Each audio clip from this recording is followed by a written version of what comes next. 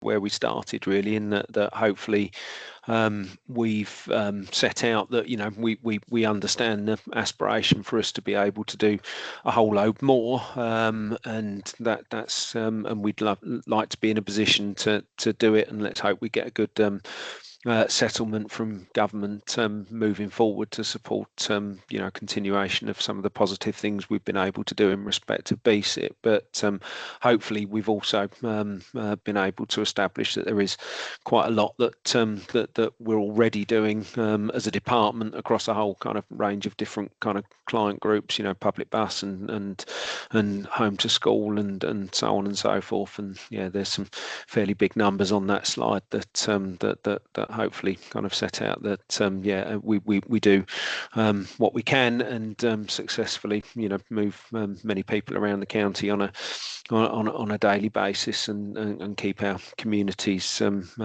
connected. So yeah, with that, thanks for listening, and we'll happily take any questions with whatever time we got left. Thank you. That's great, Steve, Dan, and Shane. Thank you very much for that very informative presentation around the services that you provide.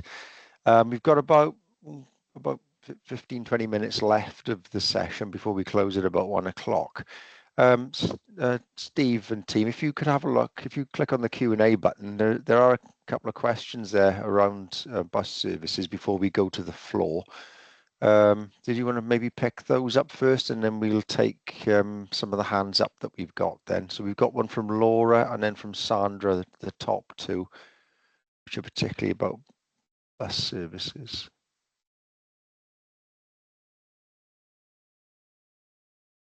Yeah, apologies. I'm just scrolling back down to see whether the bus questions start. Can we have a copy of the new staffing structure? Yeah, absolutely.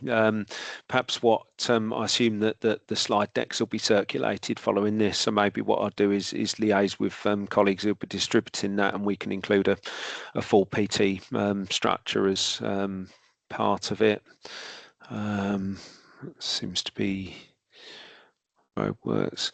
Chances of KCC funding the reinstatement of bus services to Elvington, Aythorne. Yeah, I mean, I think this is really to the point that both Dan and I have alluded to, is that you know, we have got, you know, some significant settlements out of government in respect of BSIP, and of course government, as they tend to like to, are very keen to promote it as a singular and big figure to arrive at the biggest number possible. And so you'll have seen numbers like, you know, £60 million worth of funding's been given to Kent to improve bus services. Only the challenge that we have is that actually more than 50% of that has been capital in nature and just can't be spent on service provision. But all the same, you know, we do have aspirations to tackle that sort of very issue, where we know that there are areas that have been hit by withdrawals and reductions in recent years, and it's really that's where we would like to be spending the money in terms of regrowing that network and ultimately making it better. But we've had to put such a significant amount of the revenue support, in fact all of the revenue support that we've got available for expenditure on bus, and that's in those three forms, so BSIP funding, KCC bus subsidy budget, and also services that we fund through Travel Saver. It's all been absorbed into protecting the network. So I think it's that point we understand that as a frustration. It's supposed to be a bus service improvement plan, right? And actually it's not a sort of keep buses the same plan. That's not where we want it to be. But the reality of the industry challenge and the amount of funding revenue put into supporting it is such that it's gobbled up all of that funding. So yeah, I think, you know, Elvington, Aythorne, and many other parts of the county that we know are, you know, would dearly like and need more, we'd love to tackle, and let's hope we get a settlement that enables it. We've got there, Steve, where a regular bus service passes a village and there is no or very little time today.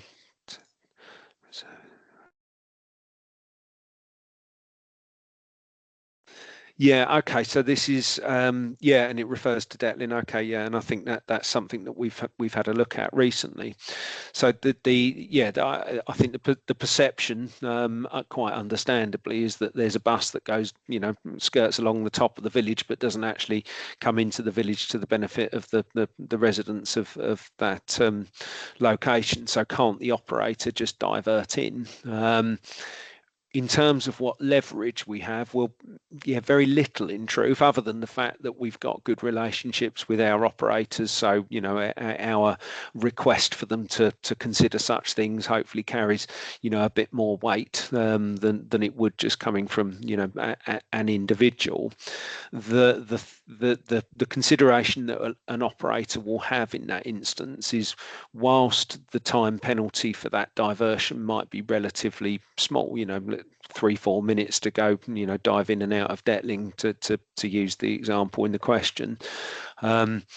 If you then apply that to both journeys and in the operator trying to retain the current frequency, so you've got a regular hourly service, it can be that even small time penalties to divert actually tip it over such that you then affect the frequency of the whole service, or you have to put another vehicle and driver into the cycle, and the average cost of a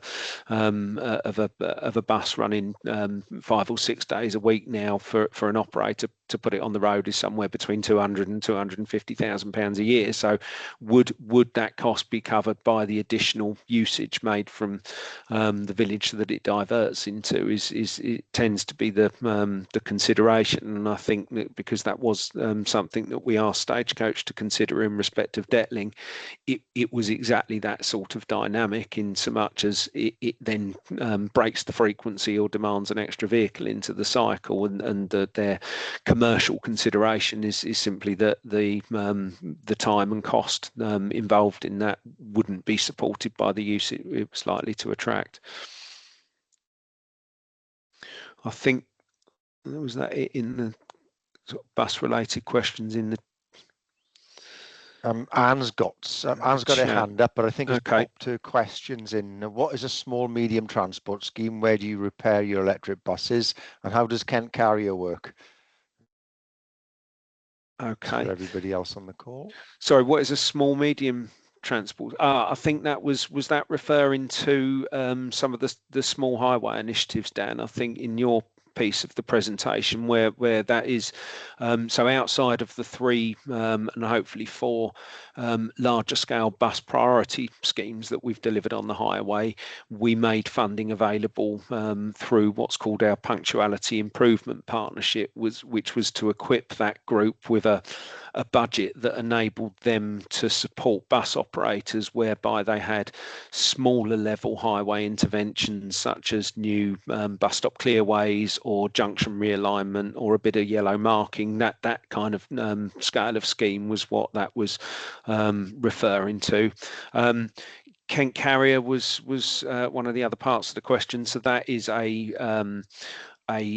dial-a-ride scheme that's provided by one of our community transport providers, a company called Compaid out in Paddock Wood.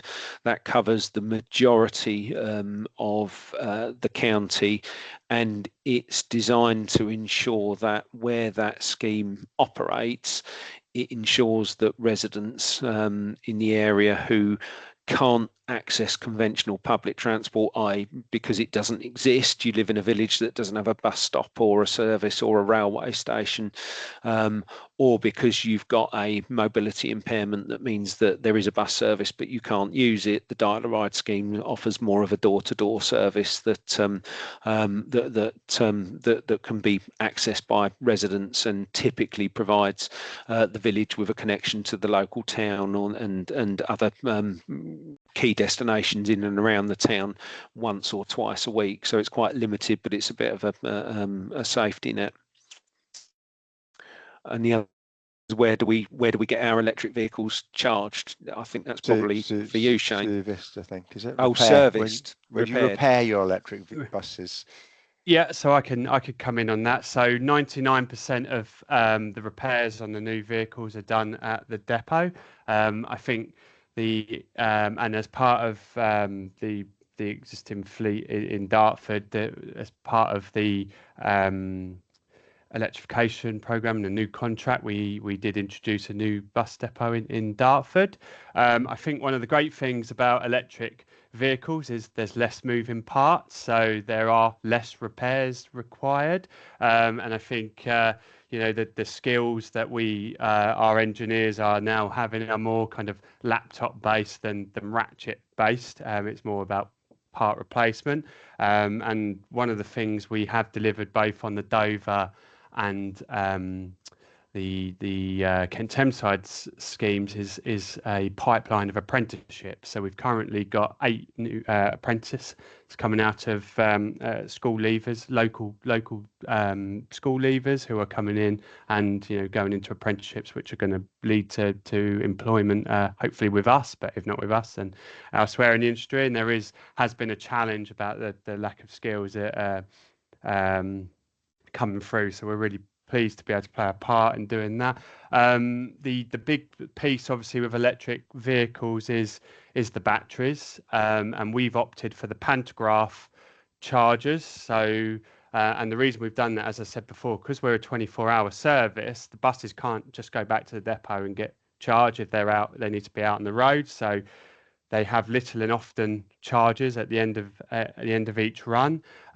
What that does mean is that we need less batteries because we don't need loads of energy. We just need enough energy to get one end to the other, take a charge, reset the battery, go again. And these chargers are phenomenal. They can charge the vehicle from 0 to 100% in less than 6 minutes. But the battery life is a cause of concern in all things electrification, vehicle wise. So we do have warranty for the batteries that covers their entire contractual life, which, as I said before, is 15 years. But we also have a recycle plan for the batteries that will be replaced. So they will be going off to be put into mobile battery, like where you get the battery packs for your phone if you need extra charge. Like, think of massive ones of those that can be used for buildings and such. So there is a plan for the life of the battery beyond the vehicle. So yeah, as I say, 99% of it's done in the depot, and we have impressed stock and parts and well-trained staff. It's only if there is significant damage to the chassis or something where it'd have to go off to a specialist. That's great, Shane. We've got a couple of hands up, so I'm going to move from the Q&A over to the hands. I think, Anne, we've got your questions in the Q&A, so we'll pick them up there. Peter McDonald.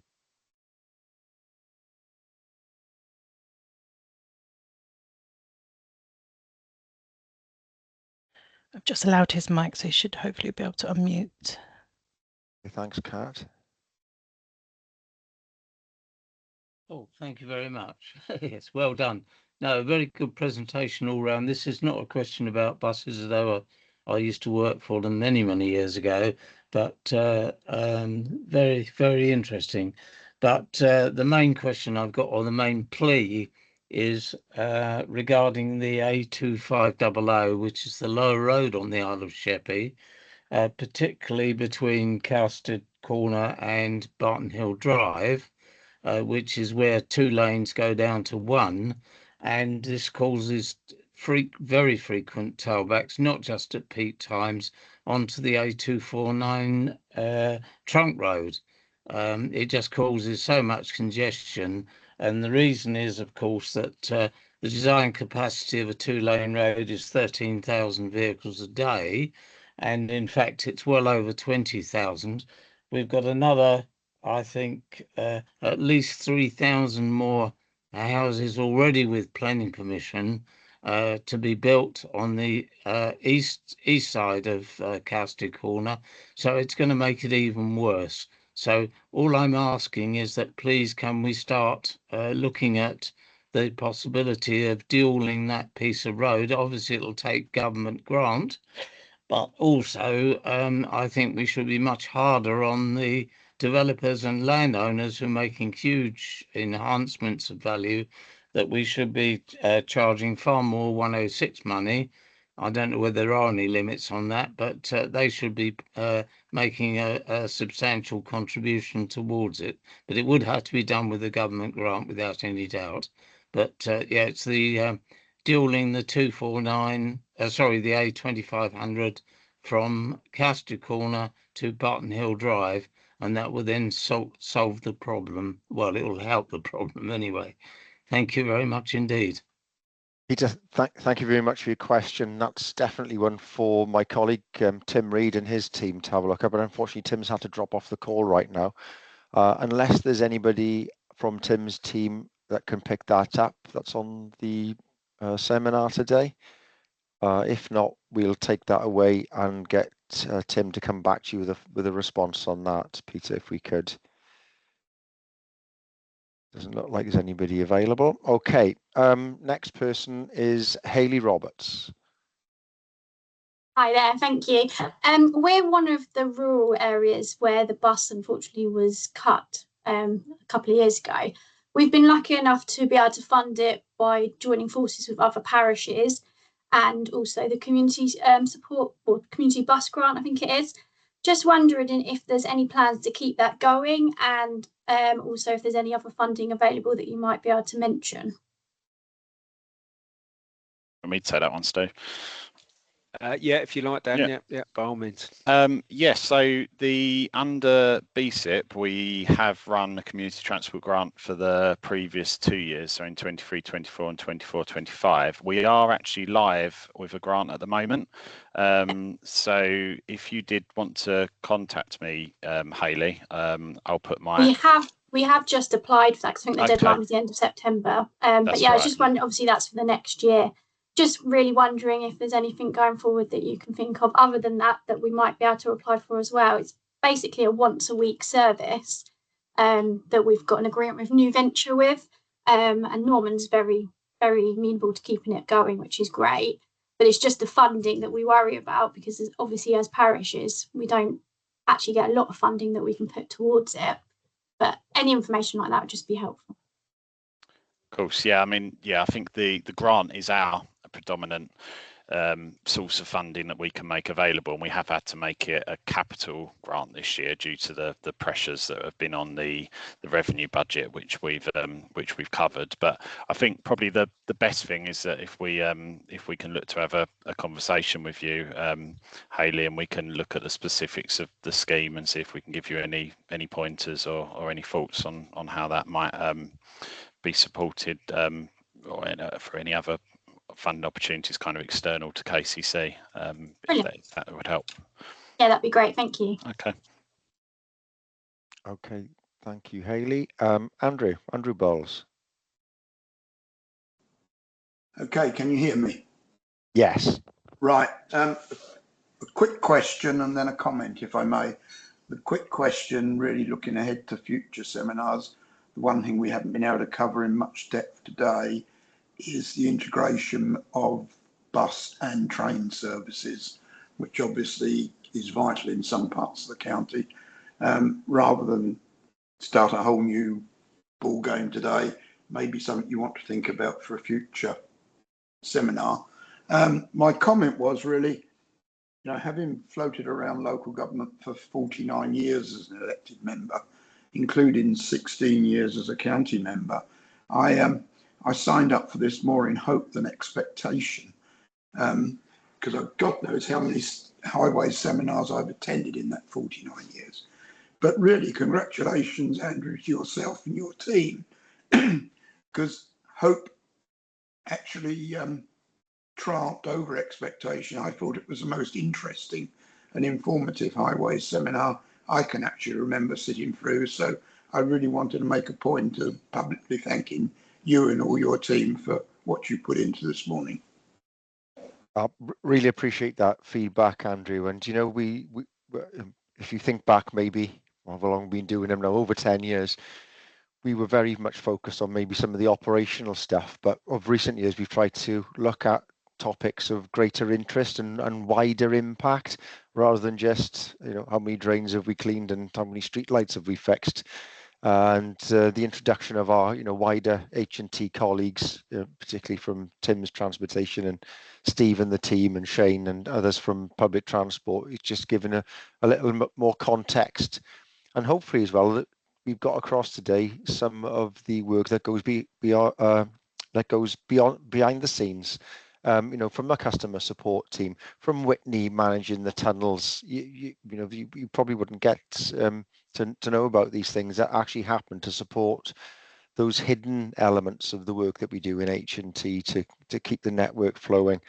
So your congratulations has prompted me to go into my closing points, but thank you for that, and we take that on board and we share that with the wider team. Andrew, thank you very much. Well, we'll take one more question before we're in danger of actually finishing on time. So we've got Jeff Whitfield. If you could open Jeff's mic, and then I can be able to close the seminar. Jeff, over to you. Right, thank you. My question is about the usage of the fast track buses in Dover. Beginning of the year, we had an update that the passenger numbers had grown to about 15,000 per month. Have you got any updates as to how many people are using the service now? It certainly seems to be more popular, but it'd be handy to have some actual figures if they're available. Thank you. Yes is the answer. So as a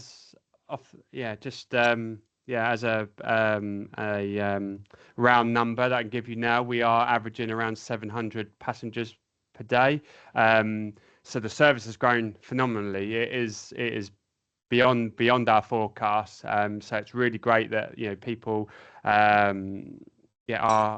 warming to it, and hopefully that when at the end of the year, as I said, we're going to extend the timetable due to its success. So we are going to be operating from around 5 a.m. in the morning till the last train at about midnight, and that we hope will improve the service even further, and give people the ability to, particularly coming into the winter months and Christmas parties and such, that people coming back from London can come back a little bit later on the train and get fast track home. But I will send through all the actual numbers. Just going back on to the point that was made before by Andrew about integration between bus and rail. It's a whole other conversation. I could talk for hours about it, but I am working on another project as well, which is Mobility as a Service, which is linking rail and bus through a single platform, ticketing platform and information platform, and we have already got Southeastern onboarded as a partner. Again, comes down to government funding and how much they're willing to support us, but that project's underway, and I'm really happy to set something up separately to talk through that with anyone who's interested. Definitely sounds like a subject for next year's seminars, I would think, Shane, anyway. Certainly get an update on it. It's just gone 1 o'clock. I'm conscious that we are now past the finishing time for the seminars, so I think I'll draw events to a conclusion now. It's been, I think, hopefully very insightful for everybody that's attended today, and indeed thanks to the numbers that have actually attended the seminar today. It's really great to see them from the parishes right across the piece in Kent.